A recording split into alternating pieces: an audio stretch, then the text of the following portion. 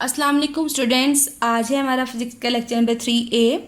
तो previous lecture में हमने अपना जो चैप्टर था 4 वाला वो कंप्लीट कर लिया था।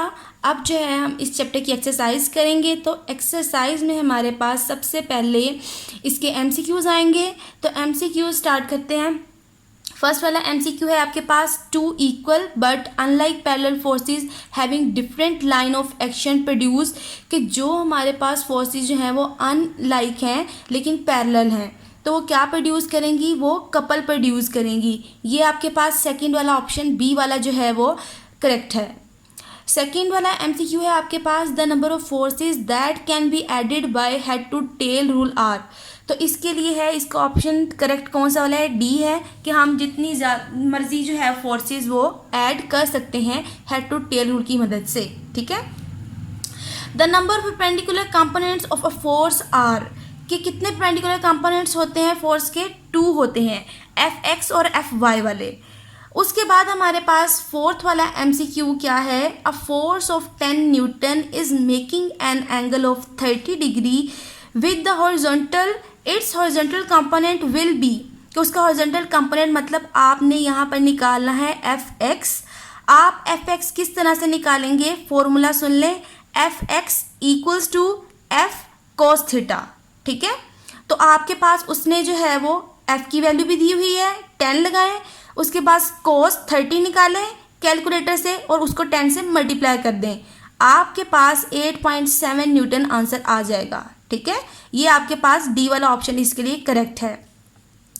नेक्स्ट है आपके पास फिफ्थ वाला MCQ, a couple is formed by, couple किस तरह से बनता है, two equal and opposite forces not in the same line, दो इक्वल और ऑपोजिट फोर्सेस जो कि सेम लाइन में नहीं होती वो क्या प्रोड्यूस करती हैं, कपल प्रोड्यूस करती हैं।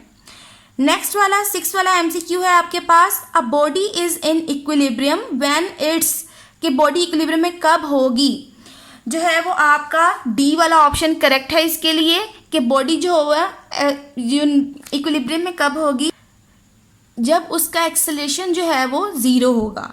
ठीक है। तो इसके लिए आपका डी वाला ऑप्शन करेक्ट है।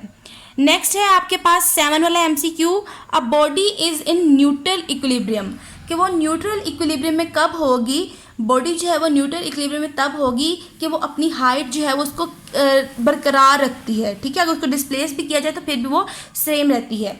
तो आपके पास सी वाला ऑप्शन जो है वो ठीक था, keeps it's height if displaced. ठीक है। इसका है 7 वाले का सी वाला ऑप्शन करेक्ट है। उसके बाद आपके पास 8th वाला MCQ है, racing cars are made stable, racing cars को किस तरह से स्टेबल बनाया जाता है, lowering their centre of gravity, हमारे पास क्या है कि उसकी सेंटर ऑफ ग्रेविटी को लोअर करके जो है हम उसका क्या करते हैं कि उसको रेसिंग कार्स को स्टेबल बनाते हैं। ठीक है। ये आपके MCQs कंप्लीट हो गए। नेक्स्ट है आपके पास 4.2 वाला क्वेश्चन, डिफाइन द फॉलोइंग, आपने इन सब को जो है वो डिफाइन करना है। फर्स्ट है आपके पास डेफिनेशन रिजल्टेंट वेक्टर की, ये आपको डेफिनेशन पीछे चैप्टर में इजीली मिल जाएगी, तो ये मैं आपको नहीं करवा रही। नेक्स्ट है आपके पास टॉर्क की डेफिनेशन, ये भी आपको इजीली चैप्टर में से मिल जाएगी।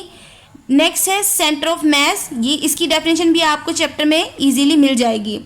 फोर्थ वाली है आपके पास सेंटर ऑफ ग्रेविटी, इसकी डेफिनेशन भी आपको इजीली चैप्टर में आप फाइंड आउट कर सकते हैं। ठीक है। कोई मसला नहीं होगा इसके लिए। नेक्स्ट है आपके पास 4.3 वाला, कि differentiate the following like and unlike parallel forces, torque and couple, stable and neutral equilibrium. तो ये मैं आपको करवा देती हूँ। फर्स्ट आपने डिफरेंस देना है like and unlike parallel forces. Like parallel forces, like parallel forces are those forces that are parallel to each other and have the same direction। उसके बाद unlike parallel forces आती हैं। unlike parallel forces are the forces that are parallel but have direction opposite to each other, कि जो हमारे पास क्या होंगी, पैरेलल होंगी लेकिन उनकी डायरेक्शन क्या होगी, ऑपोजिट होगी। ये फर्स्ट वाला जो है आपने कर लिया, पीछे चैप्टर में पढ़ा है लेकिन मैं आपको डिफरेंस बता दिया आपने किस तरह से लिखना है इसका। नेक्स्ट जो आपने डिफरेंस लिखना है वो टॉर्क एंड कपल में है, कि टॉर्क क्या होती है और कपल क्या होता है। टॉर्क की डेफिनेशन लिख दें, the rotational effect of a force is measured by the quantity known as torque, कि रोटेशनल इफेक्ट जो हम मेजर करते हैं किसकी मदद से करते हैं, टॉर्क उसको कहते हैं, ठीक है। उसके बाद कपल हमारे पास क्या है, अ couple is formed by two unlike parallel forces of the same magnitude but not along the same line. मतलब कि वो अनलाइक पैरेलल फोर्सेस होंगी, उनकी मैग्नीट्यूड सेम होगी बट वो एक लाइन में नहीं होंगी, ठीक है। ये आपने डिफरेंस इसका लिखना है। नेक्स्ट जो आपने डिफरेंस लिखना है वो है स्टेबल इक्विलिब्रियम में और न्यूट्रल इक्विलिब्रियम में। स्टेबल इक्विलिब्रियम हमारे पास क्या है, a body is set to in stable equilibrium if after a slight tilt it returns to its previous position. मतलब कि अगर हम उसको जो थोड़ा सा टिल्ट करते हैं तो अपनी प्रीवियस पोजीशन में वापस आ जाए तो हम कहेंगे कि वो हमारे पास किस में है, स्टेबल इक्विलिब्रियम में है, ठीक है। और न्यूट्रल इक्विलिब्रियम का, if a body remains in its new position when disturbed from its previous position it is said to be in a stable state of neutral equilibrium, ठीक है। तो वो कौन से स्टेट में होगी, न्यूट्रल इक्विलिब्रियम में होगी कि अगर हम बॉडी की जो है वो नई पोजीशन देते हैं उसको और वो अपनी उस पोजीशन को बरकरार रखती है तो क्या है, हम कहेंगे कि वो किस में है, न्यूट्रल इक्विलिब्रियम स्टेट में है। ये आपने इसका डिफरेंस लिख दिया। नेक्स्ट है आपके पास 4.4 वाला जो है question, how head to tail rule helps to find the resultant of forces, कि वो किस तरह से हमारी मदद करता है। तो इसका आंसर क्या है, in head to tail rule resultant force is found by joining the tail of the first force with the head of the last force, कि वो हम उसको क्या करेंगे, उसकी टेल को फर्स्ट वेक्टर से करेंगे कंसाइड और उसके हेड को लास्ट जो है उसके वेक्टर से कंसाइड करेंगे तो हमारे पास रिजल्टेंट जो है फोर्स वो निकल आएगी, ठीक है। उसके बाद 4.5 वाला क्वेश्चन है आपके पास, how can a force be resolve in its perpendicular components. तो ये आपके पास लॉन्ग क्वेश्चन है, इसको आपने जो है वो पीछे मैंने आपको जब रिजोल्व करवाया था लॉन्ग क्वेश्चन का इसका, तो वो आपने पूरा का पूरा इसके अंदर लिखना है। नेक्स्ट है आपका 4.6 वाला। 4.6 वाला क्वेश्चन क्या है, when a body is set to be in equilibrium, कि कब हम कहेंगे कि बॉडी जो है वो कंप्लीट इक्विलिब्रियम में है। A body set to be in equilibrium if no net force acts on it, कि कोई भी उसके ऊपर फोर्स नहीं लगेगी। A body in equilibrium remains at rest और मूव्स विद यूनिफॉर्म वेलोसिटी, वो रेस्ट में भी हो सकती है इक्विलिब्रियम वाली स्टेट में और यूनिफॉर्म वेलोसिटी से मूव भी कर सकती है, ठीक है। ये आपने इसकी कंडीशंस देनी है। नेक्स्ट है जी आपके पास 4.7 वाला question, explain the first condition of equilibrium. तो आपने इसमें फर्स्ट कंडीशन ऑफ इक्विलिब्रियम जैसे मैंने आपको करवाया था वैसे ही आपने इसमें पूरा लिख देना है, ठीक है। उसके बाद आपके पास क्वेश्चन आता है 4.8 वाला, why there is need of second condition for equilibrium if a body satisfies first condition for equilibrium, कि हमें सेकेंड कंडीशन फॉर इक्विलिब्रियम की ज़रूरत क्यों पड़ी थी कि बॉडी जो है वो फर्स्ट कंडीशन को सेटिस्फाई कर रही है, ठीक है। तो इसका रीज़न आपने क्या देना है, two equal and opposite unlike forces having their different lines of action form couple. तो वो क्या बना देती हैं, अनलाइक जो फोर्सेस थी जिनकी जो है हमारे पास डिफरेंट लाइंस ऑफ एक्शंस होते हैं वो कपल प्रोड्यूस कर देती हैं, विच प्रोड्यूस एंगुलर एक्सेलरेशन, और वो कपल क्या प्रोड्यूस करता है, एंगुलर एक्सेलरेशन प्रोड्यूस करता है। although first condition of equilibrium is being satisfied, मतलब कि फर्स्ट कंडीशन तो सेटिस्फाई हो जाती है लेकिन एंगुलर एक्सेलरेशन प्रोड्यूस हो जाता है। बॉडी जो है वो कंप्लीट इक्विलिब्रियम में तब होती है जब उसका एक्सेलरेशन जो है वो ज़ीरो होता है, लेकिन यहाँ पर अनलाइक पैरेलल फोर्सेस की वजह से जिनके लाइंस ऑफ एक्शन जो है वो डिफरेंट हैं वो एंगुलर एक्सेलरेशन प्रोड्यूस कर रहे हैं। तो इसका मतलब ये है कि वहाँ पर बॉडी जो है वो कंप्लीट इक्विलिब्रियम में नहीं है, ठीक है। नेक्स्ट है 4.9 वाला, क्या है, what is second condition for equilibrium, कि सेकंड कंडीशन फॉर इक्विलिब्रियम क्या है। तो आपने देनी है इसकी, a body satisfied second condition of equilibrium when the resultant torque acting on it is zero, कि जब उसके ऊपर एक्ट करने वाली टॉर्क जो है वो ज़ीरो होगी तो हमारे पास क्या है कि हम कहेंगे कि बॉडी जो है वो सेकंड वो इक्विलिब्रियम स्टेट में है। 4.10 वाला क्वेश्चन है आपका, give an example of moving body which is in equilibrium. आपने कोई ऐसी एग्जाम्पल देनी है कि बॉडी जो है वो मूव कर रही हो लेकिन वो क्या हो, इक्विलिब्रियम की कंडीशंस को सेटिस्फाई कर रही हो।